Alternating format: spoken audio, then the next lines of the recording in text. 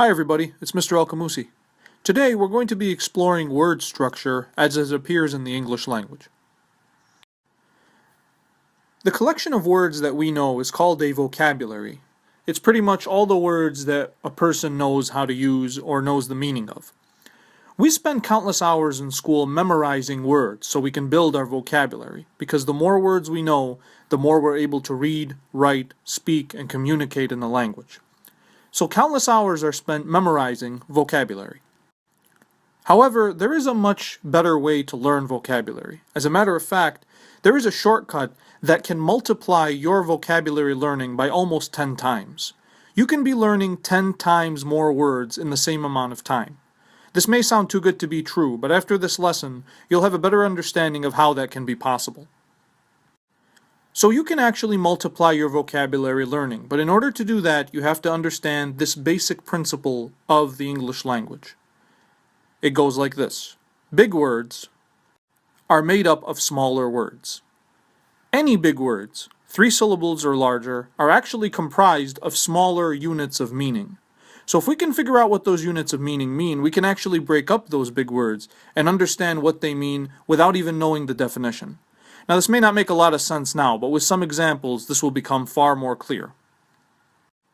Big words are made up of smaller words. What does that mean?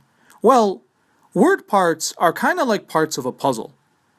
Words contain a prefix, a root, and a suffix.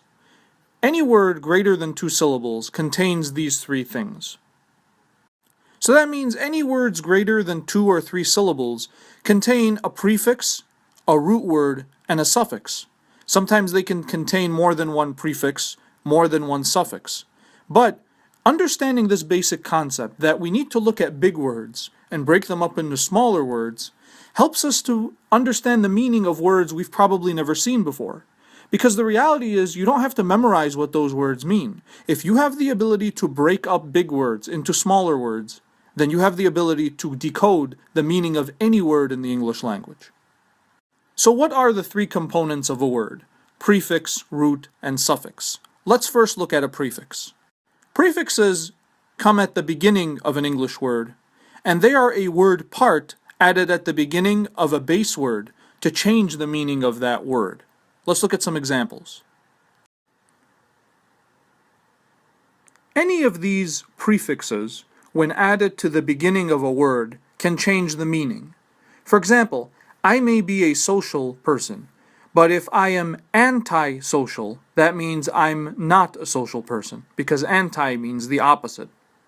Same goes for like. I may like you, but if I dislike you, then I don't like you, because dis means don't. So taking prefixes and adding them to the beginning of the word changes the meaning of the word. You could also add word parts to the end of the word.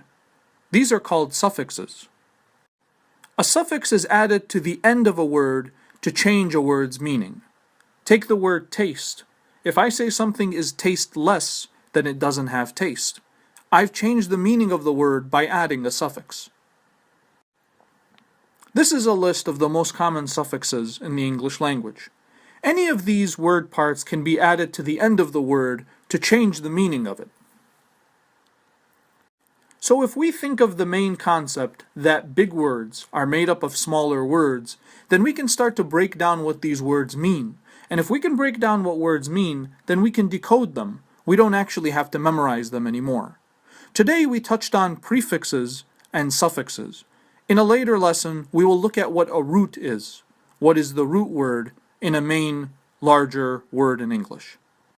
Understanding these fundamental principles of the English word will make us better readers, writers, speakers, and learners of the English language. Thanks for watching.